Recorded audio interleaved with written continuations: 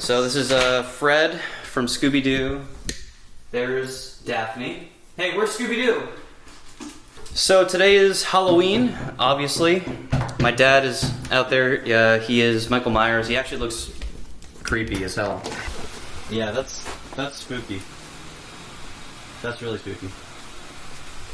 Anyway, so there's my new car, my new daily driver. It is a 2003 Toyota Avalon. There were only 2 trim levels for that year. There's an XL and XLS. Honestly, I don't really know what the differences are. I think there's like, I think they all have wood trim. I don't know. Anyway, this is the XLS. This thing is awesome. This is the one that you saw me go in test drive a few weeks ago. But I really wanted to get another car. I've been searching for a long time. I really wanted to get it before my parents came to visit last Thursday, or last Wednesday, but I didn't do it in time. So Thursday, since I had Mom and Ellie here, or Mom and Vivian here to watch the baby, I said, Dad, let's go look at cars. So we looked at 2 2005 Toyota Camrys. One of them had like 140 something thousand miles, listed for $4,300. It was a piece of crap.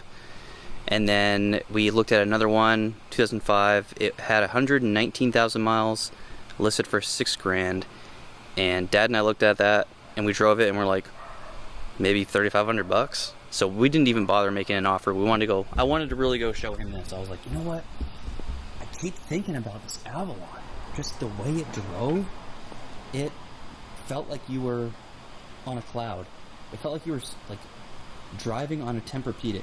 Mom, what are you? This is what I wear to my Halloween drag shows. So what are you? Just a... I don't know. She works at the Pink Well, you have show. a witch hat. I have a witch wand from Salem, Massachusetts. I'm a witch. Okay, let's go with witch then. Charlie, enough. And Vivian, can you put your hood up? Yeah. See, this is a perfect costume for someone who's 12 weeks pregnant. What? They already know. I said it a couple videos ago, Vivian. It's not like some big secret. Anyway. Yeah. So, Vivian Scooby-Doo. Charlie, go.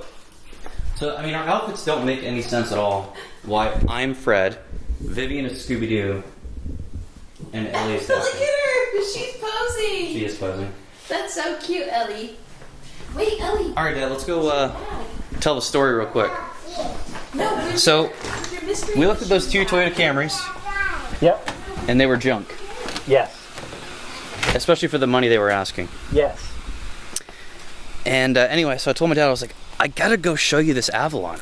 It's close by. It's on the way back home. Let's just go see it. And I'm gonna walk in and offer them. I had $6,000 cash. I was like, I'm gonna offer them out the door. Last time I offered $55,000, and they had it listed for $65,000. So it would have been like $72,000 at the door at their asking price. Anyway, we go. We drive it. It was really nice. It was very nice. And then I was like, all right, I'm gonna go in and just throw a Hail Mary and see if they'll take $6,000 out the door. And they didn't. The owner came in and what do you say? He said the best he could do was 65? No, he tried to do 67. Oh. He said 67, and I'm like, listen, man, I have $6,000 cash here. I have another 2 $100 bills in my wallet. The best I can do is 62 out the door. Like that's it. That's all I'm willing to spend on this. He said, if you got to come up like an extra couple $100. And I'm like, sorry, man. So we stood up, started shaking hands, and then what'd you say? I said we're not going to let the car go for $300. Yep. So Raj the Dodge saved the day. That's not why I brought my dad, and I told him that. It's not why I brought my dad. But it was fun nonetheless to go like look at cars. Yep. So anyway. And I'm part owner. That's right. So this is my dad was basically paying into his rental for whenever he comes to see me from now on. Anyway, so we sat back down and I was like, all right, well, I mean, I'm not going to say no. So, $6,500 out the door. So a sale price of $5,800, which, honestly, like, I don't really have to explain myself, but I will to a certain extent. These cars, like I said, like, I was super impressed with the way it drove. So I started looking at a 500-mile radius. And you can try it. Try for my zip code, 95765, and look in a 500-mile radius like this. For $5,800, 111,000 miles, like, people were asking $6,000 for, you know, examples of this that had tens of thousands more miles. For being a second-gen Avalon, it's ended up being a pretty fair price. This car, I mean, it's in impeccable condition. It truly is. Let me show you under the hood. I will, in a couple minutes, we'll go for a drive. Not that you guys need. I mean, I already showed you it, but anyway, look at this. It is immaculate under here, guys. California car, its whole life. I mean, look at the hoses. Look at the rubber. I mean, it still feels good. Look at that. Look at the hoses. I mean, this is just immaculate. Serpentine belt looks good. Like, it is a very, very clean car.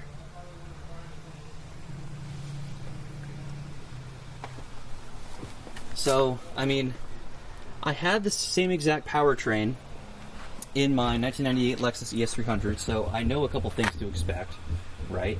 If the head gaskets haven't been done, you know, it'll need a head gasket job, which I think the first time I did that in my Lexus, I paid somewhere around $650. So, I mean, anyway, really not worried about it. This thing drives like a champ. It floats like a champ. All the suspension, all four corners of the suspension are good. I mean, this is a cool car, dude. Cool car. Yeah. Anyway, so that's the story of how I ended up with this. I am kind of just a little bit sad that that Bonneville never popped up, but it's not a huge deal. This thing's gonna be reliable. If I want to, if I want to keep it that long, I'm sure I could get another 150,000 miles out of this. 100% possible. So anyway, we're getting ready for Halloween. Getting ready for Ellie to go trick-or-treating. And, no, that's not yours, babe. hopefully she gets lots of candy. We did pumpkins earlier. The center one was mine. That was Vivian's. And that was my mom's.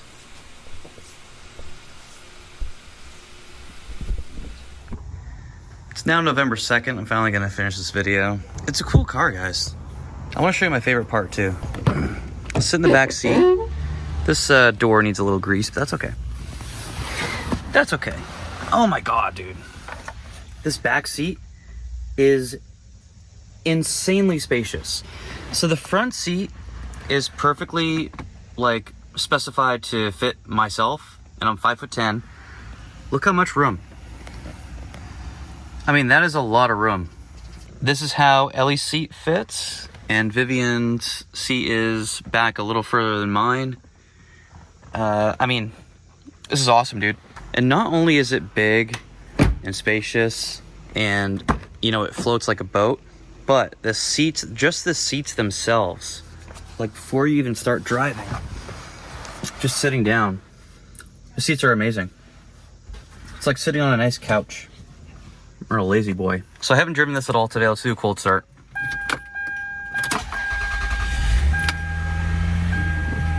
So I was excited at first about the JBL sound system, but I mean, what can I realistically expect?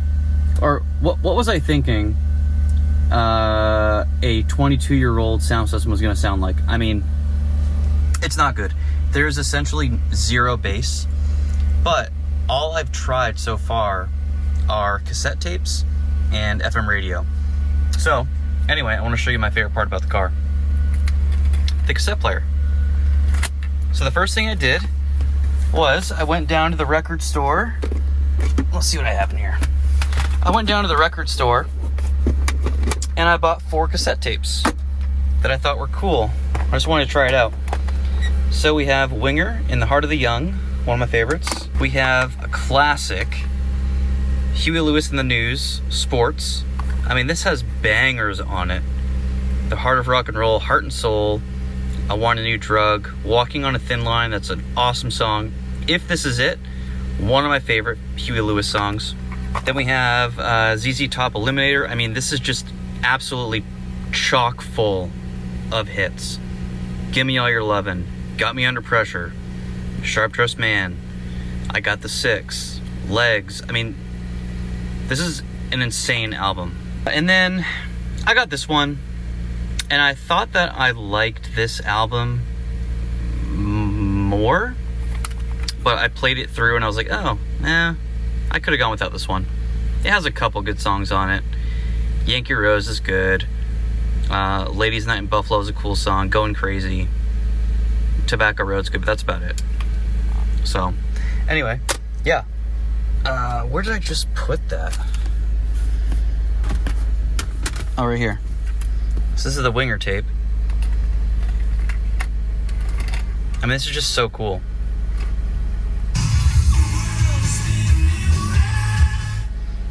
But yeah, the sound system has 0 bass. Like, nothing. And I don't know, like, this is the first time I've ever actually played cassettes in my car. My first car, my 2001 Bonneville, it had a cassette player. Never had any cassettes. No, actually the Mustang did not. The Cobra did not. Because the original owner, he had put in some cheap ass, single DIN system, head unit. So I think the last car I had with a cassette player was the Lexus, but I ripped that out like within a couple weeks. So I really like that. I also have some CDs, but we have a problem. I have a box full of CDs because I used to collect them.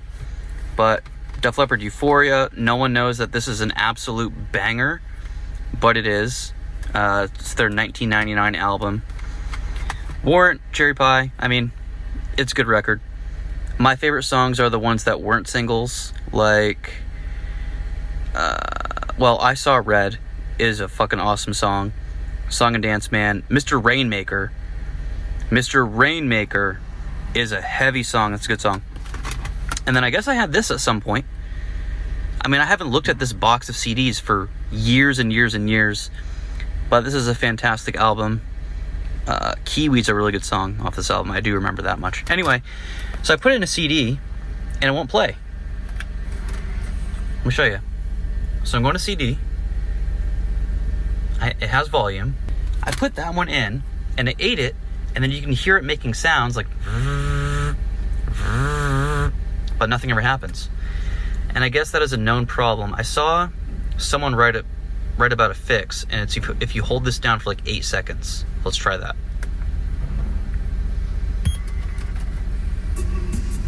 Tape. No, I don't want tape.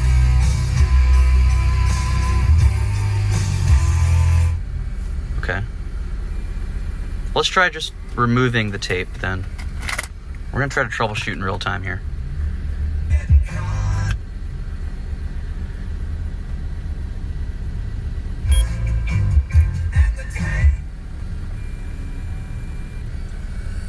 I don't know if you can hear that, but it's spinning, it's thinking. It's definitely been more than 8 seconds, and nothing's happening. So it ate my CD, it won't spit it back out, but it also won't play it. 2 immediate things this car could use are, number 1, a head unit, and number 2, speakers, just like the Lexus, Honestly, man, like, I took one look under the hood, and I was like, this is immaculate. Now that we've been sitting for all this time, it is just about completely warmed up.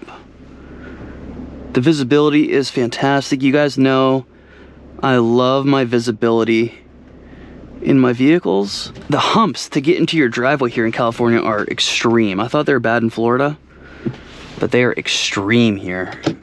So this engine, whatever this is called, the something Z engine, whatever, it does have a timing belt. The generation after this, the 3rd gen Avalon, it had that 3.5 liter V6 with a timing chain that Toyota used for years and years and years. They used that for like 20 years basically. I was looking for 3rd gen Avalons as well, but I didn't find the interiors to be as charming as this. I still think they're cool. And I have a friend in Colorado named Tanner who has a 3rd gen Avalon. He was trying to get me to get one. And I was looking, but I mean, once I drove this, guys, like you would have to sit here in the passenger seat and go for a ride to know what I'm talking about. You can tell this thing was cared for. The brakes are good. Like there's no squeaks, no rattles. It was 100% garage kept. I don't think this thing was hardly ever driven in the rain. Just judging by the way the body looks and the engine bay. I mean, it does have a splash shield, but I mean, I know for a fact this thing was never driven on like a dirt road. So the roads where I live right now in Lincoln are not very good. Like there are a lot of roads that need to be repaved. So when I drive them with my Type R, I feel every little crack and crevice in the road. And this is the polar opposite.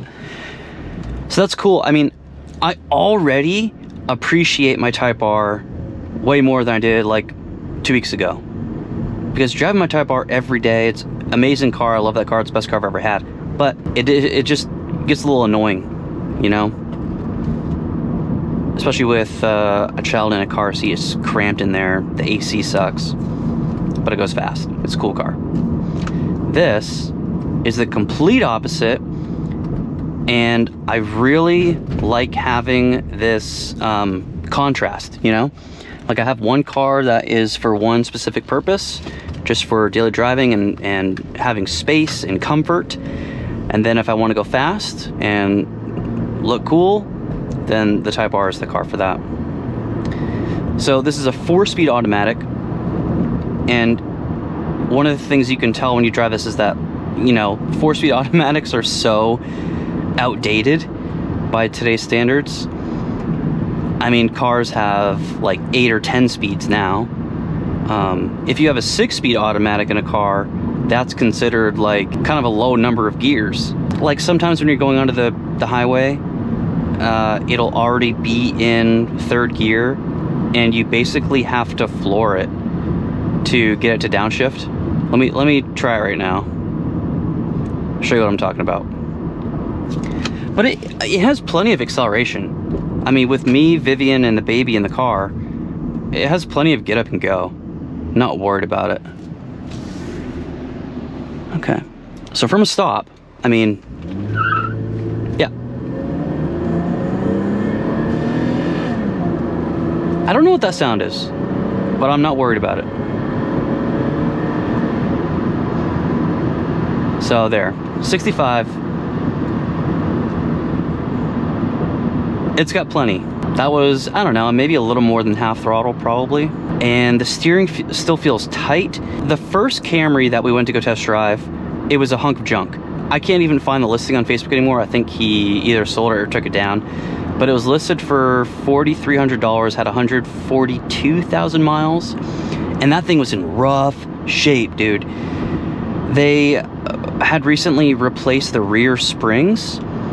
And they went with like some cheap aftermarket option, obviously, because the rear was sitting up like several inches higher than the front. So it looked wonky.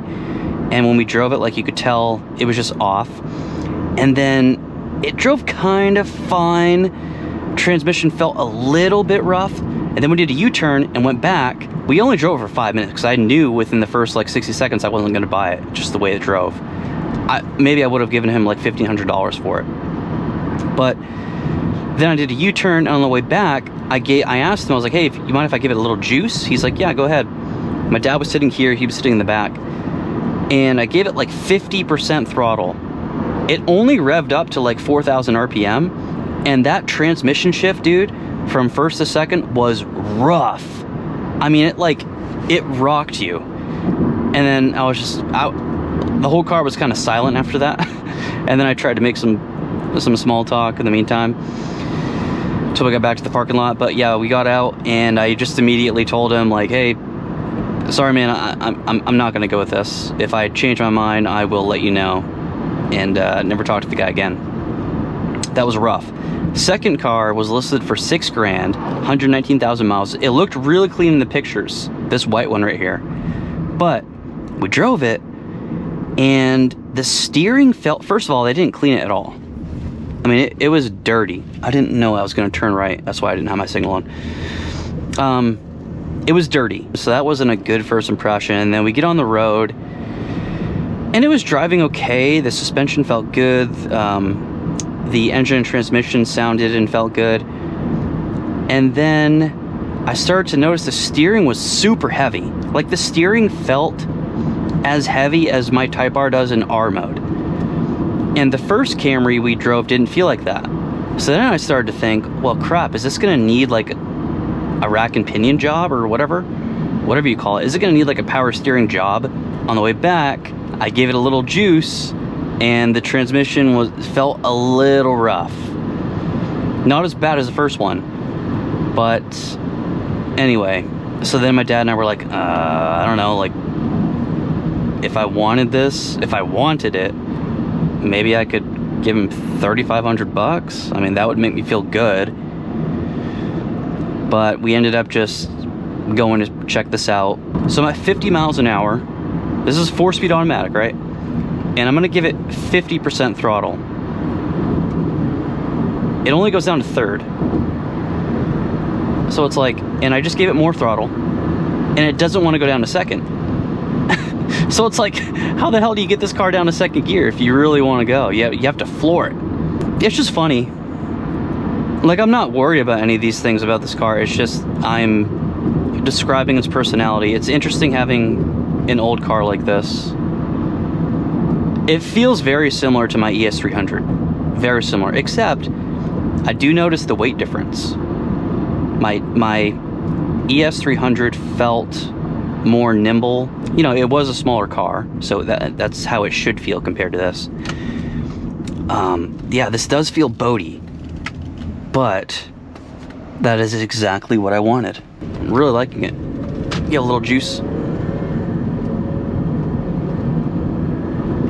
That's probably like half throttle. Shifting just over 4 grand. I'm pretty happy with my decision. It's a weird feeling. Which way am I going? I think I'm going this way. I don't know where I am right now. What road is this? The mountains are over there. So my house should be down there. Oh, is this the 65? How did I have no idea how I ended up here. All right, let's go.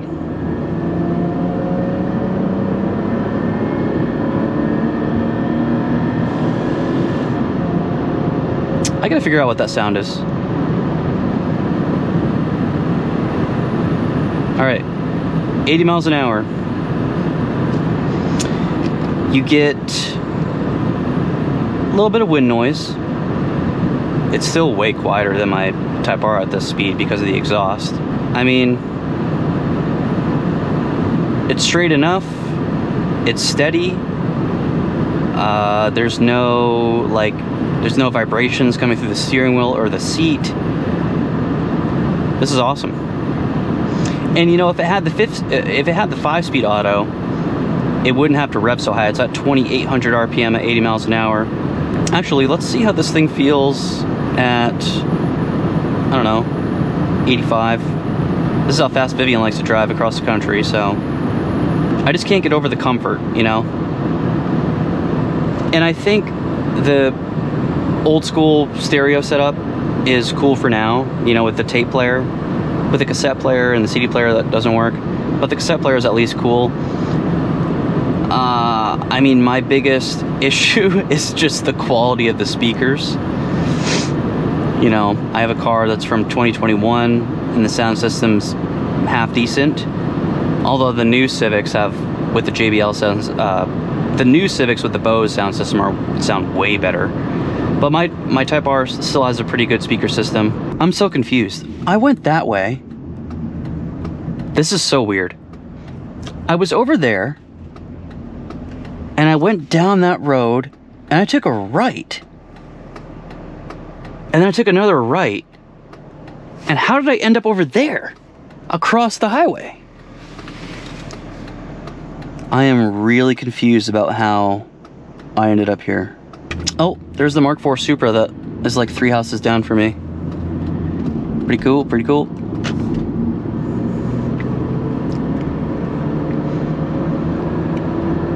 I'll tell you what, dude. I didn't buy this. If I wanted something good on gas, I would have looked for a 4-cylinder car. But, holy moly, dude, I filled this up yesterday for the first time. It took 17 gallons of 87. 17 gallons. I'm excited to put some comfortable miles on it. Ellie is excited too. That's about it. The search is finally over for now. No idea how long I'm gonna keep this. But for the time being, it feels great. Thanks for watching.